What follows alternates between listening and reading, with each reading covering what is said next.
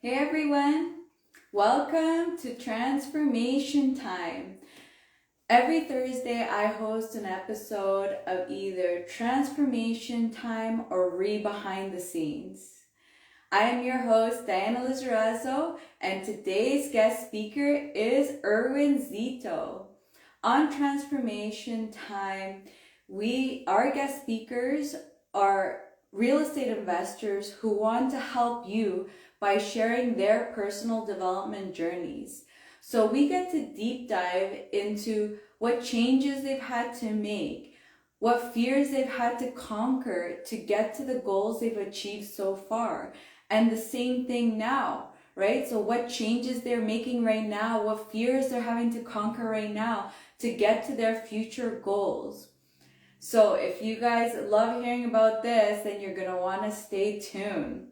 So while we wait for Erwin to come on, we are going to talk about the networking event that I have coming up in October. You're definitely going to want to come and join because it is going to be on mindset musts that we have to, mindset musts for salespeople. And it's really an awesome topic because we're going to want to make sure that we just understand our speakers and understand, sorry, not our speakers, but we want to understand our salespeople, our customers, and whoever we're speaking to get the sale done. So you don't want to miss this networking event because it's going to be a lot of fun. And I'll definitely talk some more about it. I just saw that Erwin came on, so perfect. Let me just send him an and we'll get started with the show.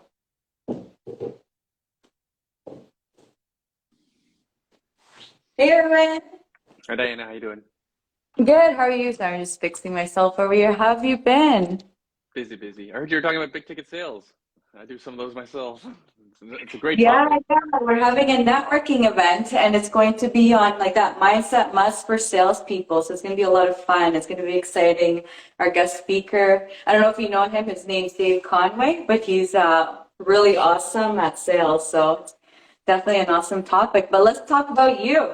Thanks so much for coming on. Thank you for Do you having want me. to do you want to just get started on just telling the viewers a little bit about yourself? It's not that interesting. I have the luxury of being old. I don't know if that's a luxury or not, but the benefit of being old is I've been around for a long time. I've been investing since thanks Naran. I've been around since I started investing back in 2005. I have the benefit of being a business school graduate and having done 2 years of economics in university to have an appreciation for um, the risks and the positives and have be a jack of all trades in business, which has been really useful as a real estate investor and as a business owner. And again, since I'm old, I've been around for a long time. I personally know people who lost their shirts in 2009. I know people who went bankrupt. And so when unfortunately we see a lot of things repeat itself now, and sadly none of it surprises me because it's again I've seen it before, and that's why I have all this gray hair because I've lived through some of it myself. I made my own mistakes, and always here to learn about more about things. Awesome, awesome. Which is a really nice segue to like that. So let's start with first the pivoting point. What was your pivoting point to even think about getting into real estate or like why you thought of getting into it? It's always hard to describe it to one thing. It was a couple things. My father-in-law at the time, a successful entrepreneur, handed me the book Rich Dad Poor Dad, which I resisted reading at first.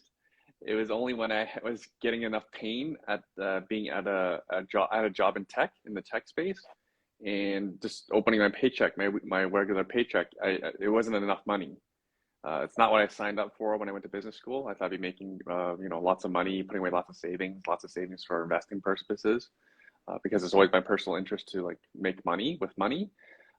And then at that point, it's like I need to do something outside of work in order to actually generate wealth, because that wasn't going to happen at work. And also all the lessons from Rich Dad Poor Dad, why have a higher wage when I just pay more tax. And for anyone who understands how government works, I don't think anyone is too thrilled about how government spends their money. So I'm not thrilled about paying more tax. 100%. I mean, who does, right? But so that's so interesting. So once you finally did read the book, because same thing, I think it brought me into it. I was just in the same, actually very similar to what you were saying. For Hmm. me, it was just like, this can't be it. And then it's just like looking at like, how are these people in real estate like doing so amazing? I need to know how. And then the book is what came up for me. But so once you got into it, what kind of, let's say, like characteristics or skills did you realize, or like now maybe looking back, you realize you had that help, even just helped you to get into it? Uh, I have experience of working with 500 real estate investor clients, and so I understand. I have some context around the mindset of a real estate investor. Like first off, myself and almost all of my clients are naturally analytical thinkers. And that you can see that in their career choices. So when people take the time to understand where the world is, understand like where inflation comes from, where money comes from, that often drives decisions to invest. Uh, and then having a background in economics and business, again, as having an entrepreneurial spirit, I was looking for businesses that made sense, economically, fiscally, fundamentally. And when you look at real estate investing as a business, from a business perspective, it makes a whole ton of sense, right? There's not enough supply of houses. We have a ridiculous amount of demand and growing demand. So if you look at real estate from an entrepreneur's eyes, you want to own what is in short supply and a massive demand from tenants, both tenants and buyers, right? So it's just getting Mhm. yourself in the way of the way of the world in the real estate market. But then again, like real estate doesn't work for every market. Like all these, very sadly, I know all these people in like Saskatoon who are getting whacked, all these people in New Brunswick who are getting whacked, right? So again, not all real estate works. Uh, um, so yeah, and then again, just being very naturally risk averse. It's funny because like my coworkers thought, oh, you're wow, you're willing to take on all this risk. Like, really? I actually think that having a single income is a lot of risk compared to owning physical hard assets and having multiple streams of income. So very different ideas of risk. I consider myself very risk averse. Hence, I've kept my investing quite boring, and same with our clients. And by knowing what a boring investment looks like, and to continuously apply best practices to it, has kept us out of trouble, and including our clients, kept them out of trouble, even through all this economic winter that we're experiencing. That's awesome. Yeah, Yeah. that's great. Oh, and sorry, I'll Uh, add to that also that my girlfriend at the time, now ex-wife, was in the contracting business. My ex family, my ex family, my ex's family business was in contracting, specifically plumbing, and they did bathroom and kitchen renovations. So we had a lot of knowledge around home construction and renovation within the team. So I learned a lot of that as well. Hence, I've developed an eye for finish quality, and understand what a good contractor, what they understood how to hire contractors and work with contractors as well. So that's really important for an investor. Completely agree with you. I think that's a lot of people's, well, not a lot, but I mean, one of the big downfalls for sure is that like one, like exactly what you're saying, the analytics, like people just don't analyze properties. In the last 2 years, is basically you're implying is, I felt like a lot of investors were able to be successful without really doing the proper work around it to make sure, and just kind of hoping for the futuristic values to go up really. Whereas like now I think we're definitely getting into that testament of knowing which investors really do know what they're doing and which ones, we're just trying to get by with I'm not sure exactly what kind of analyzing they were doing, but not enough because I'm the same as you. I'm super risk averse, and it's funny. I don't know if this happens to you, but it happens with me. Is that I'll go, maybe not for you because you are the realtor, so it's probably different. But for me, I'll go in, I run my numbers and I'm like, this is the number that works. And, people be like, oh, you're gouging or this and that. And I'm just like, but if you look at my numbers and how they go, I'm like, I'm being very modest and actually very good with my numbers. And it's not, I'm like trying to gouge anyone. I'm like, this is the reality. And like you said, this is what it is to run a business. Like, I'm like, my business needs to make money. And I'm not saying I'm going to need to make like bazillions of dollars with this one property, but I need to at least make sure I'm meeting the right margins to make sure that I can sustain my business, or else, you know, Right. things will change. So I just wanted to say that because it's same thing. I totally believe the same. And right now, I think like that this will be definitely a testament to all the investors that are there. Like, who's going to stick with it? Because we're getting into some hard times. So, Hard times, and also this will likely be the best times.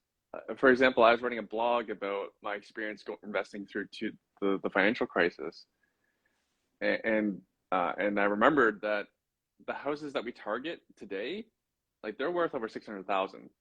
They were selling for under 200,000 back in 2009, right?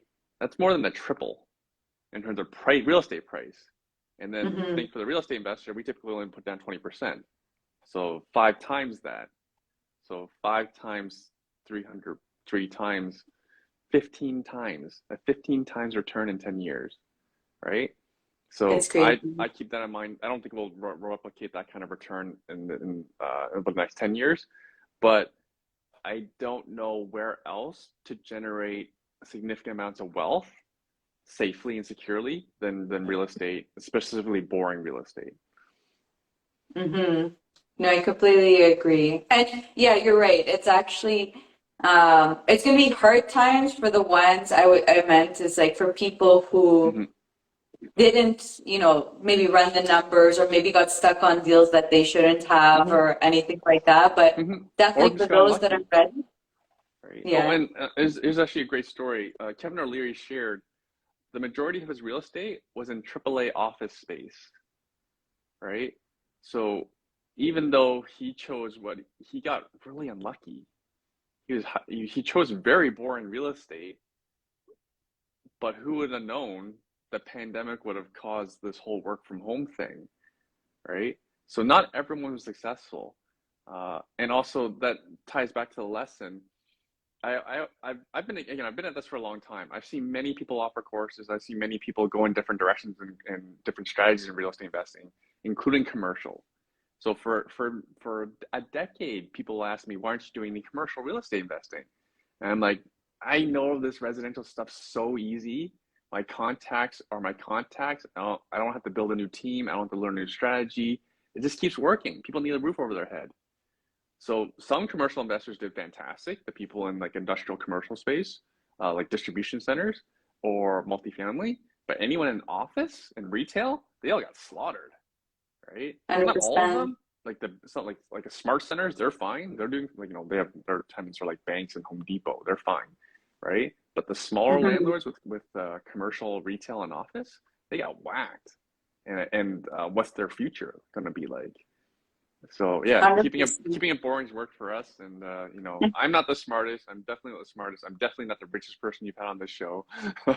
I've 100%. seen the caliber of people you've had on this show, but it works for me. And my it's been working for me. It's been working for our 500 plus clients. That's awesome. And actually, a great segue because my next question is, and especially like that with the history you've had, it'd be so great to hear, are what are the types of fears you've gone through and conquered throughout your time I in wouldn't real say I estate? conquered anything. Like early in our investing career, we were buying starter homes, single family, because you could cash flow on them, or at least break even. I remember we bought a downtown Burlington 2 bedroom bungalow. I think we paid like 225 for it. and we rented it for somewhere around break even. Uh, so I don't think we conquered anything because once the furnace went, then we realized how we had like no, we didn't have nearly enough buffer in terms of rent. And then from there we moved into small multifamily, like duplex, triplex. Uh, and then I learned from that. I don't think we conquered that either because we bought really old properties. These were like legacy legal duplex, triplex properties. So they were very old, lots of deferred maintenance. So that was expensive. Did not conquer that at all. and from there, and then from there, I went into student rentals. Uh, because I needed again, but there were still starter homes. It's just that I would renovate to create additional bedrooms. So then I'd have more because in student rentals, they pay per bedroom, right? Each student pays per bedroom. That's how the math works. They pay me as one tenant, but the pricing works out per bedroom. So I get much more rent for a student rental house than I do a single family. Uh, I can't say I conquered that. The pandemic really hurt, but this is now the landlord's market. My friends that ran Panda told me that they rented out rooms at Guelph University for 1,100 a bedroom. Oh my God. Yeah, so they rented out one house for $7,500, right? Where do you find $7,500 in rent? Anywhere. So I can't wait to turn over my student tenants uh, in uh, in terms of conquer. I don't say we But conquer this either. feelings wise, like what are feelings you've had during this that, may have stopped you or even like that because you're changing even through different types of strategies, like Yes. just getting into a new one. There are fears that come with it. And what kind of like fears did you, conquer in the sense of yourself, like when you're going through these types of changes or even fears because of one not working or feeling it Correct. didn't work and transitioning. Again, for someone who comes from someone who comes from a lot of fear in their investing, uh, I whenever I have a fear, I look to how to address it. So, for example, for student rentals, I fear what if they trash the place? I have proper commercial student rental insurance, right? And now I apply landlord credit bureau to all my properties, so I can hold all my tenants accountable to their credit, right? So again, whenever I have fear, I look to how to address it. Now I'll talk to a failed strategy, um, but understand that the basis of the foundation of my strategy is to start with a starter home in a great neighborhood where there's massive demand from tenants and from buyers, right? So majority of my portfolio is in Hamilton. I had one property I converted. Converted, really just staged it for Airbnb purposes for short-term rental, right? So I hired my stager to furnish the house. So that was a significant amount of money, probably around 25,000. I forget the exact number. Uh, but from then we tried it out, and from my experience, it didn't work out. There are a lot of lessons from that. We didn't have the right location, and also just the prices didn't the numbers didn't work because the house is expensive compared to what the really good short-term rental people, Airbnb people are doing. So it didn't work for us, but because the foundation of the investment was still solid, I still had a great house in a great neighborhood. I was able to sell it to a doctor who needed a house for her kid. So she wanted all my furniture too. So I got a great exit, and then I turned that money and I bought a really dilapidated house near McMaster University and turned it into a great student rental, right? So again, I have fears, but then I'm never afraid to learn from them and always trying to address those fears and always trying to improve my business. So yeah, and then again, fear largely comes from lack of education and experience. So Mm-hmm. so for example, at the Airbnb, I hired one of our clients who to manage it for me, right? So I take a lot of the fear out of the equation because I have an expert helping me, right? So I think this is something that's often missed with beginners is they won't pay for expert help, right? Mm-hmm. So 100%. and then look where they are now. They tried to learn how to do like a burr or a flip or private borrowing on YouTube, and now where are they? Right? Unfortunately, in not a good place. 100% agree.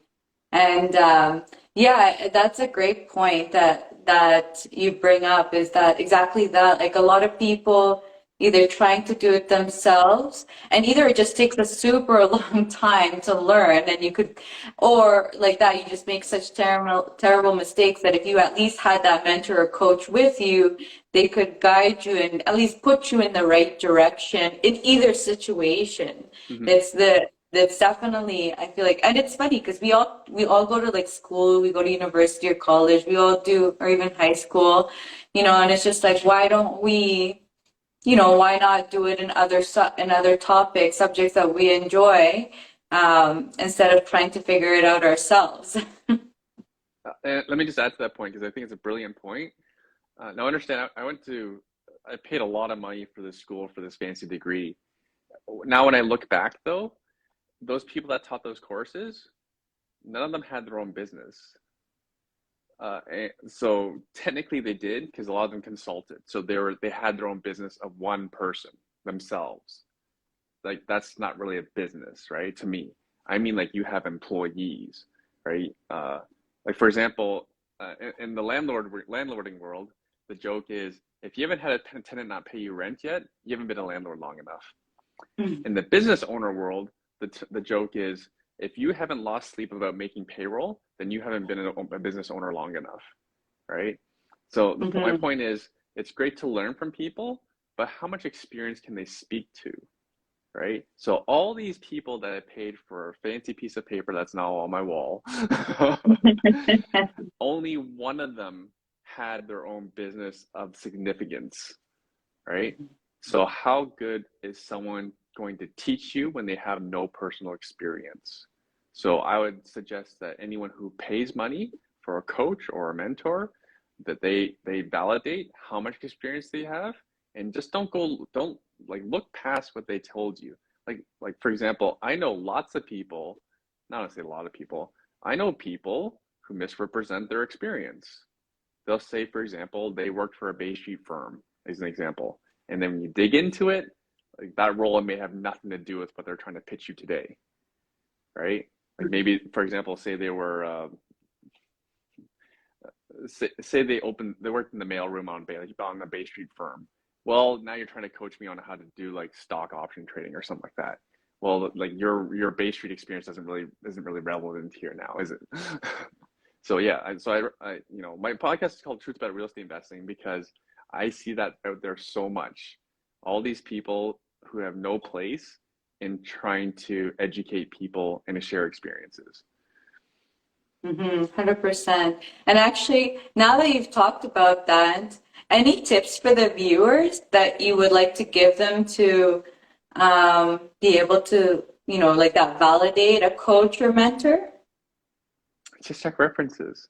Like for example, there's so many coaches now. I thought there were a lot of coaches when I started in real estate. Actually, when I started, there was like none. And then getting into it for a bit, there are quite a few, and there's more now than ever. I believe all these coaching programs actually encourage their students to start positioning themselves as coaches. Um, so simple validation because there's so many coaches, I think you can be picky. No different than like right now in this real estate market, because there's a lot of properties that are sitting and not selling. Be picky, right? So for example, if my level of pickiness, I judge a coach's ability based on the quality of their coaching students' outcomes, right? So I would dig into how many of their coaching clients are successful, right? I'd ask them directly, or and then again, being the benefit of someone who's old and doesn't have good things to do with their time. So I've attended hundreds of real estate events and I've been lucky to be part of some very high-end marketing mastermind groups.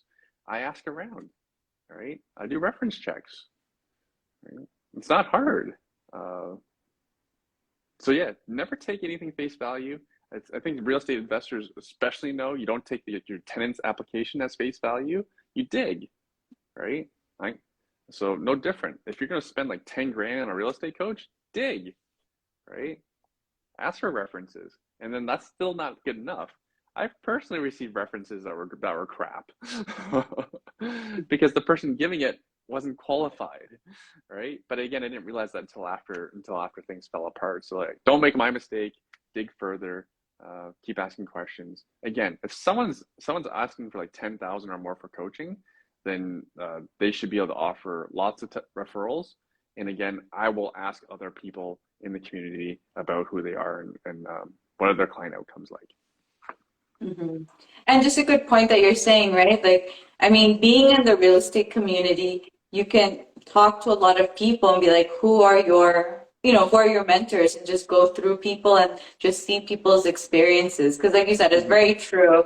Um, there are a lot of coaches out there, and Mm-hmm.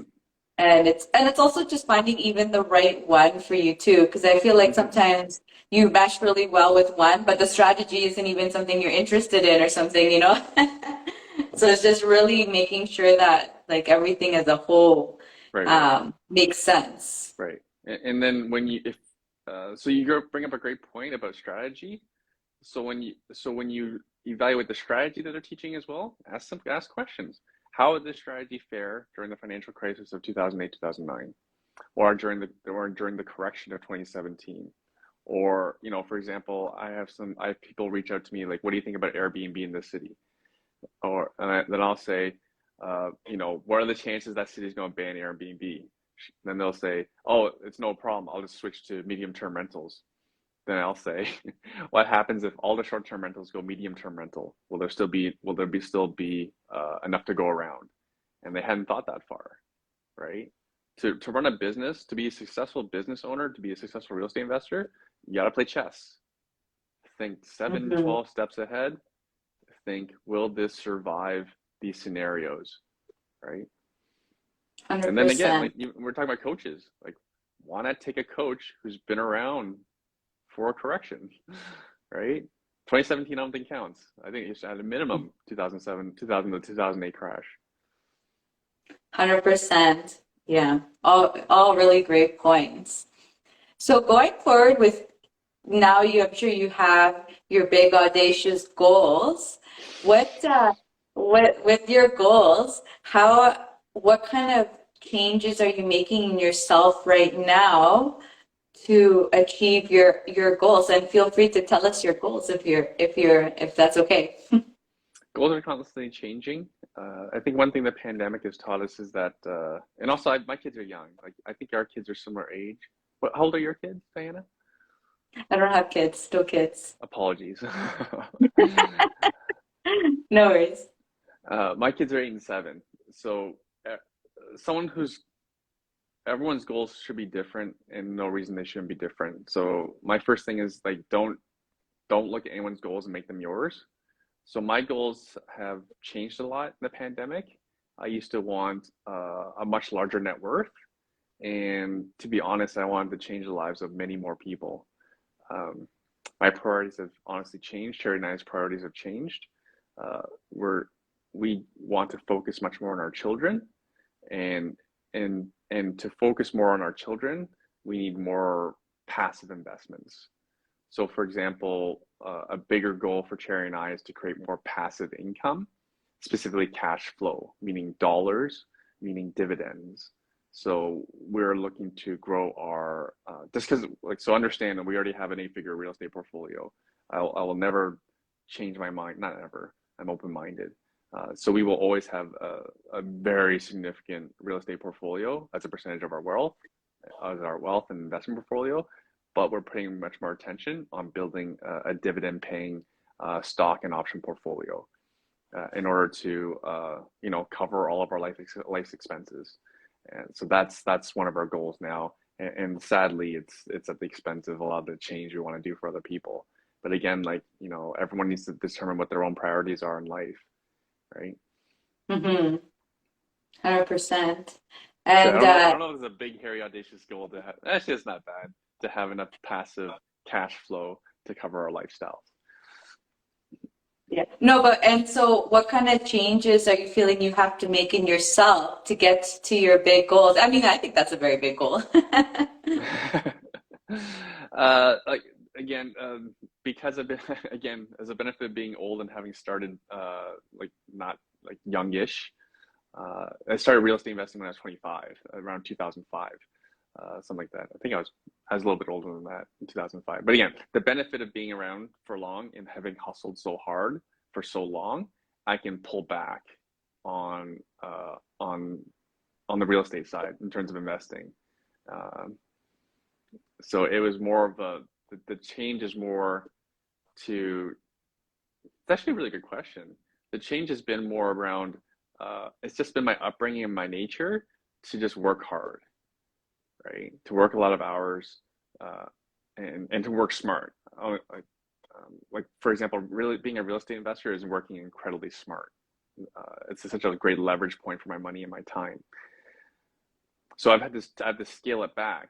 I have to scale back my exchange of time for money, even though it's leverage, and to invest it elsewhere in my family. So that's actually a bit of a weird shift, and I'm sure that sounds weird to a lot of people who are listening to this, because I'm sure you have a lot of really young, driven, energetic people listening to this who are thinking, go, go, go, grow a massive portfolio. Whereas my dreams for my portfolio have changed significantly in terms of my net worth is not nearly as important to me now as having a passive income stream, as in cash money coming in. Uh, yeah, and that's been the shift. But no, it's so great to hear because having an eight-figure portfolio, I mean, like you've done a lot of the hard work already, and now you can, like that, now you're shifting into something Hmm. more Hmm. passive that could give you time for you and your family. So it's amazing. Yeah. Oh, also, I'll add to that. The shift has been because the returns are so fantastic in real estate for so long that we kind of lost. We like. I looked at the return number. For example, my typical return each year is around 30% on my real estate, right? And that's not even all my money. It's not even my own money, right? I invested very little of it. I've actually just reinvested appreciation money in my properties. So it's actually not even my money. It's just a weird feeling. But again, I got lost in the numbers and the returns. Because the returns are so high, I cared less for cash flow. I took my eye off the prize, which was cash flow. I'm not saying it was wrong, because I literally have a client now who just exited all of their real estate last year, and now has a seven-figure portfolio of dividend-paying of stocks, and now cash flows over $10,000 a month, right? So Hmm. that's been part of my shift, is like I want some of that, right? Because that would take a lot of that would take off a lot of mind space for me, because as great as real estate is, it is never truly passive as it is as owning a really boring stock that pays you cash four Hmm. times a year, right? So yeah, so I guess that's kind of the shift, and yeah, we'll see. We'll see if I can slow down. This also means putting my phone away much more often. So again, that is just like crazy to me. Well, and I don't know, do you think you can actually slow down? But maybe slow down in the business and it'll be speeding up more just with family time stuff. Because I feel like men in general just like are inbred to just like love working, to be honest. Yes, and that's true for a lot of people I know, including myself. Um, but I don't want to be that dad that the kids, uh, who's like an invisible dad to the kids. Um, Hmm. Again, at my advanced age, I look at success in many more levels now, right? For example, a lot of people watching this are likely driven, which is totally cool.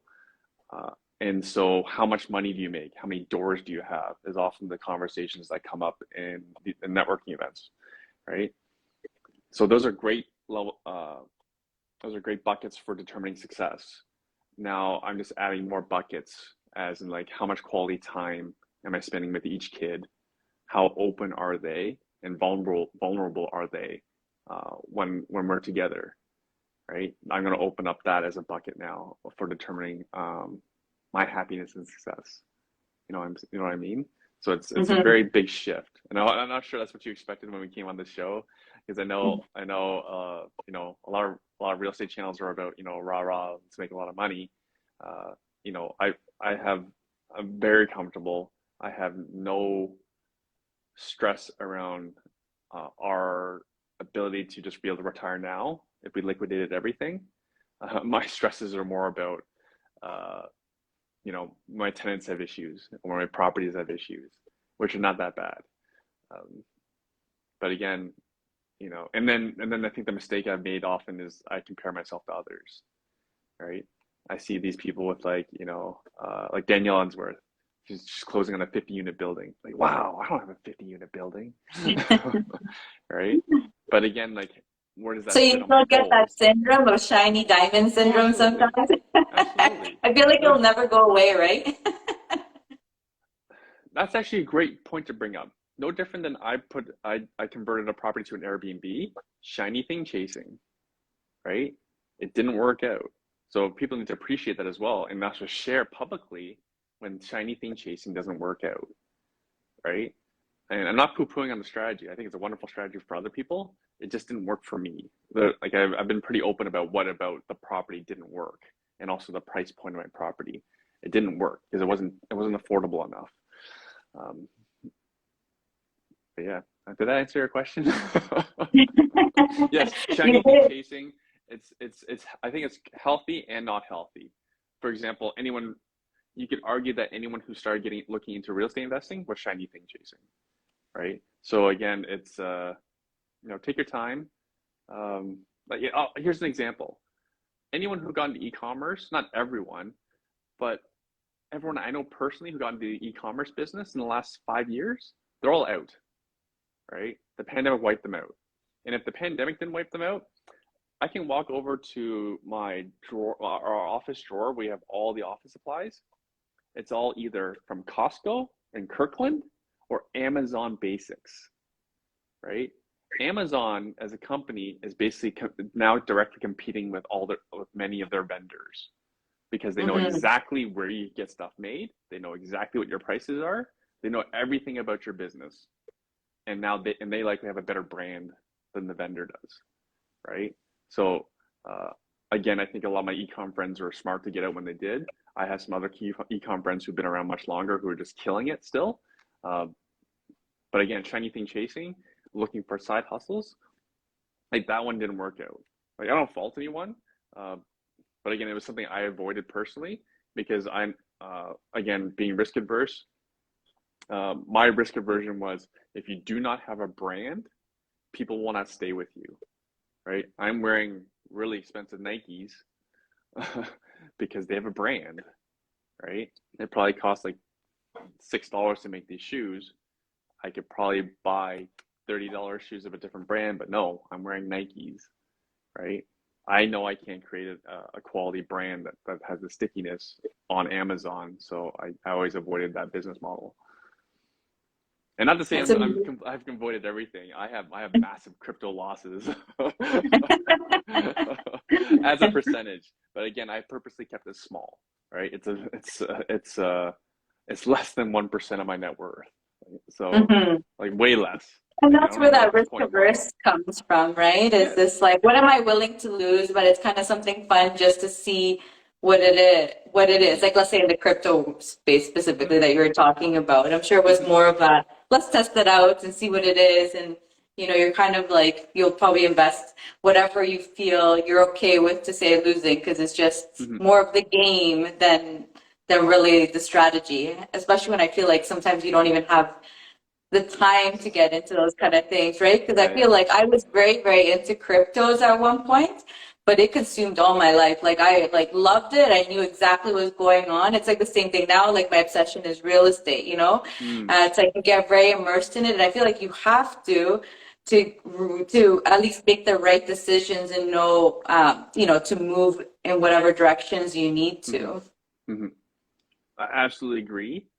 And again, the benefit of old age and being around, the crypto craze was really no different than the dot-com bubble craze. So Mm-hmm. that's part of the reason why I kept it small. My position small, only a couple $1,000. Uh, because I had a feeling that we were on the way up, and I'm honestly going to be patient about it. So, for example, one of our speakers at the Wealth Hacker Conference is Jordan Anderson, Chief Operating Officer of BitBuy, with BitBuy being Canada's first and largest, first registered crypto exchange in Canada, and they're the largest as well. So I mentioned earlier, a lot of fear stem from lack of experience and knowledge and education. So here, I'm looking forward to hearing what Jordan has to say, because I want to know exactly which cryptos he's going to buy, and almost more importantly, when. So Mm-hmm. because I'm far from an expert, but I believe from learning from like experts. Like again, like you'll be hard pressed to find a better expert than Jordan. Hence, we brought him out for the conference. Yeah, so I'm really looking forward to that, because again, I'm still a believer, and no different than the dot-com bubble burst. There were companies like Amazon and eBay that survived. You know, those companies probably did pretty well. PayPal 100%. survived, right? There Mm-hmm. will be companies, and I believe there'll be several cryptos that survive, and will likely, you know, this is likely, in my opinion. Again, I'm guessing. I don't have a crystal ball. This will be this generation's greatest opportunity to invest, possibly for the next 10 years, possibly, and then real estate, and specifically to real estate, this may be our generation's last opportunity to get in, because 10 years from now, even if you have a correction, it will be just so unaffordable. 100%. I completely agree with you on both those points. Thanks so much for coming on. Any final words that you would like to tell our viewers before we end? Anything that you'd like to, either any tips or just anything you'd like to share? Can I talk about the conference? Yeah. So the whole point of the conference was to bring everything together in one day. So, for example, Cherry and I invest in many things other than real estate. You know, we invest in REITs, we invest in real estate developments, we invest in whole life insurance. No, I don't this year. I don't have a crystal ball. I've I've mentioned the mistakes I've made. You know, we have Jordan Anderson to talk about crypto. We have my stock mentor, Derek Foster. So Derek, he lives off of dividends. So I love the idea of learning from people who live off of their investment strategy, because that's how they put food on the table. So Derek Foster's been retired for almost 20 years. He retired at the age of 34 via dividend stock investing, right? So Derek is actually positive on the year. The stock market's down like 20% at least, depending on which market you're looking at. It's about 20%, right? Derek's positive on the year. So I've specifically asked him to share what kept him out of trouble, so that we can all learn how he stayed out of trouble. And also, he's 60% cash. So what are you going to do with that cash? Because cash does not generate income.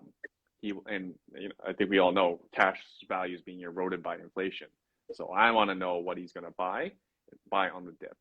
And last time I interviewed him on the dip, he nailed a lot of his predictions in terms of stock picks. So I'm really looking forward to arming myself and sharing with our community information, education on what the pros are doing to buy the dip, what they're buying, and how they're buying, and when they're buying. When they're buying is absolutely key, I think.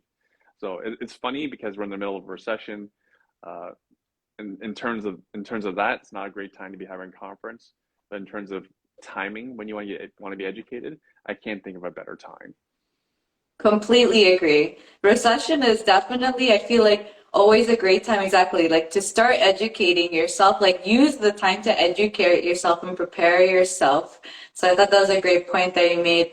And also, even if you have like businesses and stuff, this is a great time to just get those systems. 'Cause I feel like when you're just in a go, go, go, because things are amazing and things are coming, you're wanting to invest, you don't really have the time to actually make sure you have the proper systems in place. And sometimes you're just fumbling and getting things done. So it's like also, I think, a great time to just like reflect back on like how your business is and just use this time, because when things get slow, I don't know about you, but for me, I've been kind of antsy because I haven't been at the same speed I was like last year and 2 years ago, where I was quite busy and really on, and now it's slowed down a bit. But I'm at least using the time now to try to like organize myself better because now I actually have the time.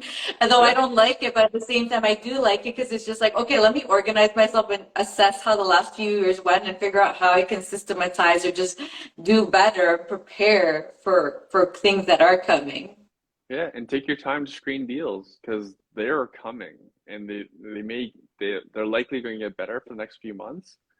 But we're already seeing multiple offers again. This is Oh, really? insane. Oh yeah, there's one property I wanted to buy personally. I can't because we have the conference, so a lot of our money's tied up.